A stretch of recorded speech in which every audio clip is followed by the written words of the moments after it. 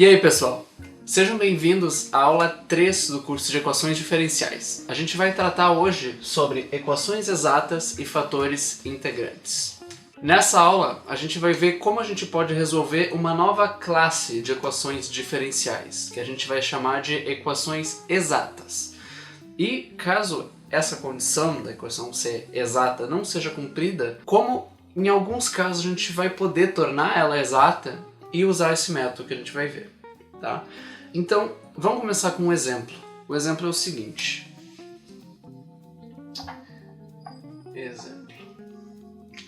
A nossa equação diferencial vai ser 2xy mais x² mais 2y y' igual a 0.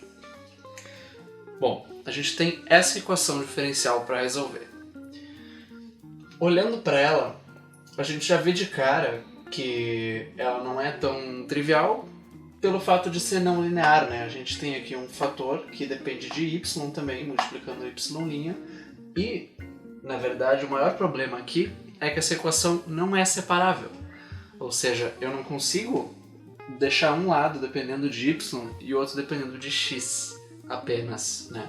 Então, como é que a gente pode proceder aqui? Para um começo de conversa, vamos assumir uma coisa, tá? Vamos supor que eu tenho uma função f que dependa de x e de y, que é dada por x² y mais y². Esse y dependendo de x. Bom, o que a gente pode fazer com essa função que parece que eu tirei da manga e a gente não sabe bem o que vai concluir com isso, né? Vamos lembrar de uma coisa importante, que é escrever uma equação na forma diferencial, ou seja, não é uma equação diferencial. A gente vai usar o conceito de diferencial de uma função, tá? O que significa a forma diferencial? Se eu for escrever isso aqui na forma diferencial, significa que df, ou seja, uma variação infinitesimal, informalmente falando, na função f, vai ser igual à taxa de variação em x da f vezes dx mais a taxa de variação da f em relação a y dy. Pode ser que vocês não estejam tão familiarizados com isso aqui, mas é uma coisa bem intuitiva, porque, olha só, df é uma variação infinitesimal dessa função aqui. Essa função depende de x e de y. Então, a gente pode pensar que, para ter a variação total em f, né, uma variaçãozinha assim de toda essa função, a gente pega quanto que o x está variando, ou seja, a derivada parcial em x, vezes uma diferença infinitesimal em x, mais a variação em y. Com isso a gente tem quanto tudo está variando ao mesmo tempo, nesse diferencial aqui, tá? Então, vamos fazer mais uma coisa aqui. Eu posso pegar isso tudo aqui e dividir por dx. O que a gente vai obter com isso? A gente vai chegar aqui, dx da nossa f é igual a df dx. Esse dx vai se cancelar, mais df dy vezes dy dx. Ou seja, se a gente derivar essa função em relação a x, a gente vai chegar aqui, isso é igual à derivada parcial dela em x, mais a derivada parcial em y multiplicado por y', ok? Então, vamos aplicar isso aqui para essa função aqui, tá? Só para deixar registrado o que a gente acabou de obter, né, a gente chegou aqui que dx da nossa f de xy é igual a df dx mais df dy y'. foi o que a gente acabou de obter, né? Então, vamos aplicar isso para essa função aqui, tá? Ou seja, se a gente fizer isso aqui derivando em x, né? Lembrando que esse y depende de x, então a gente pode calcular a derivada total em x, não precisa ser parcial, né?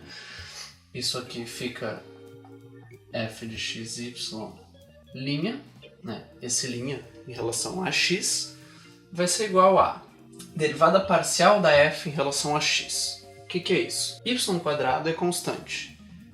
E a gente tem x² vezes y, que é uma constante aqui. Ou seja, só esse termo vai contar. E derivando em x, a gente tem que isso aqui é 2xy. Essa é a derivada parcial em x.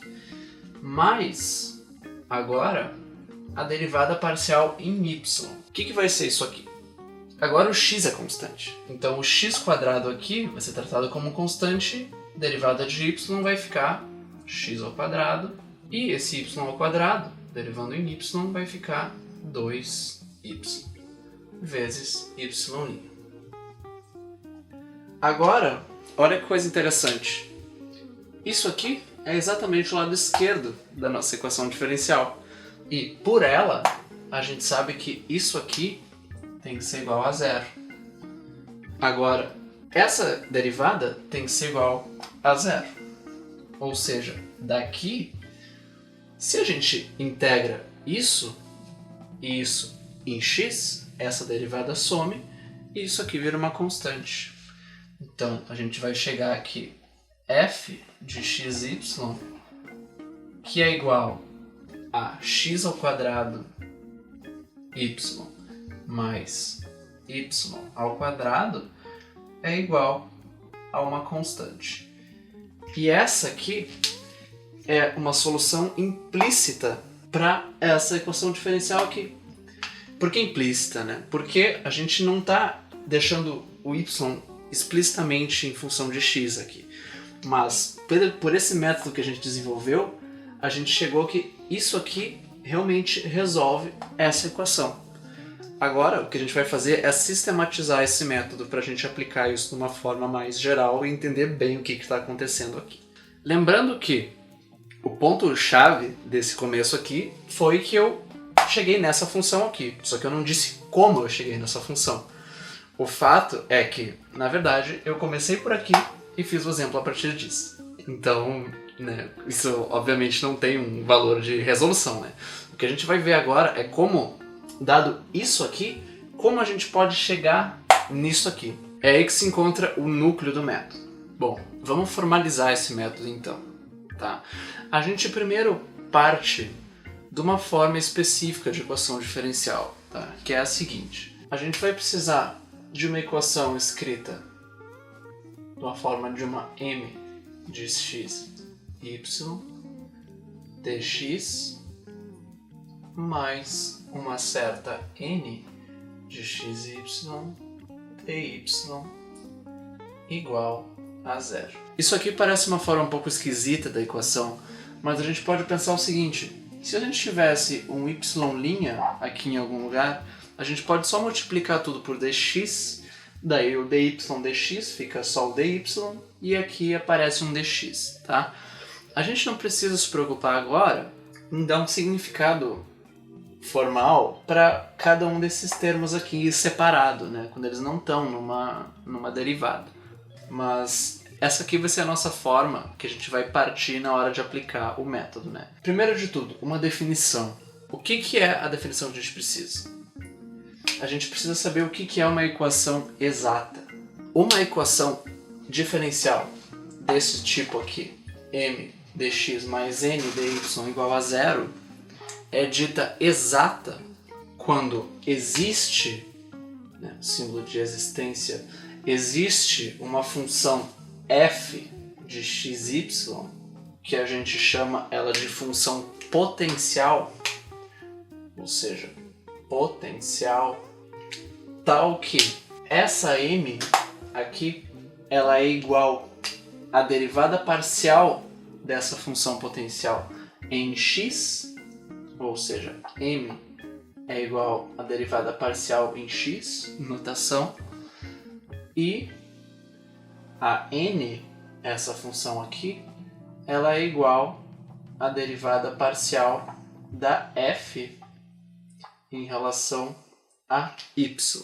Esse é o critério de exatidão de uma equação. Agora, supondo algumas condições, se f de xy é contínua numa dada região simplesmente conexa no plano, ou seja, essa função depende de x e de y, né? Se ela está definida numa região no plano xy, ou seja, desse tipo, por exemplo, essa região é dita simplesmente conexa porque ela não tem nenhum furo no meio delas. Ou seja, se essa região fosse assim, ó, por exemplo, essa parte toda, com exceção desse furo aqui, a região não seria simplesmente conexa. Ou se a região fosse, por exemplo, inteira aqui, mas tivesse a outra parte aqui, tecnicamente tem um furo aqui no meio, então essa região não é simplesmente conexa.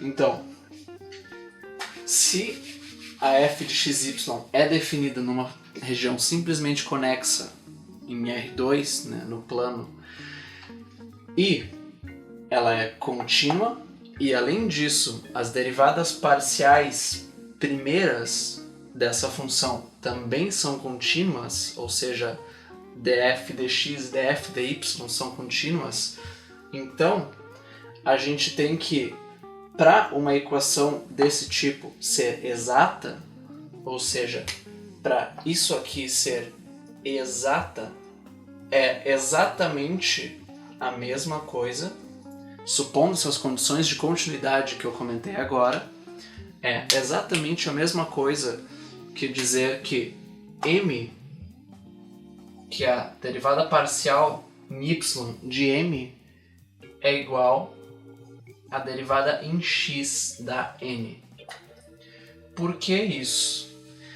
Lembrem do cálculo 2, que se a gente tem uma função de duas variáveis e a função é contínua, e além disso as derivadas parciais primeiras são contínuas também, então a gente pode inverter a ordem dessas derivadas parciais na hora de calcular essas derivadas, né? Ou seja, o que isso se reflete, né? Se eu tenho essa função aqui, isso nos diz que eu posso primeiro tomar a derivada em x e depois em y, e depois, se eu quiser, eu posso fazer em y, depois em x, que com essas condições, isso vai ser igual a isso. Ou seja, elas podem ser comutadas, essas duas derivadas parciais. Só que o que isso nos diz? O que é fx? Né? Primeiro, a gente sabe que fx y, ou seja, a derivada parcial em x e depois a derivada em y da f, a gente sabe que, bom, fx, por hipótese, é igual a nossa m. Ou seja, isso aqui é my.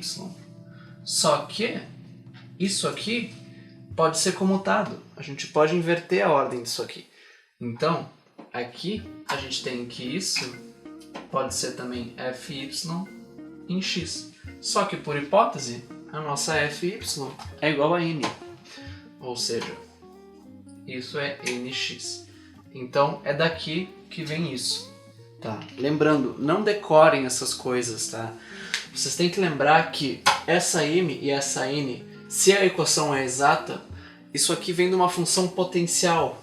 Ou seja, por que isso? A gente sabe do começo da aula que o diferencial dessa função f é igual à derivada parcial dela em x vezes dx mais a derivada parcial dela em y vezes dy.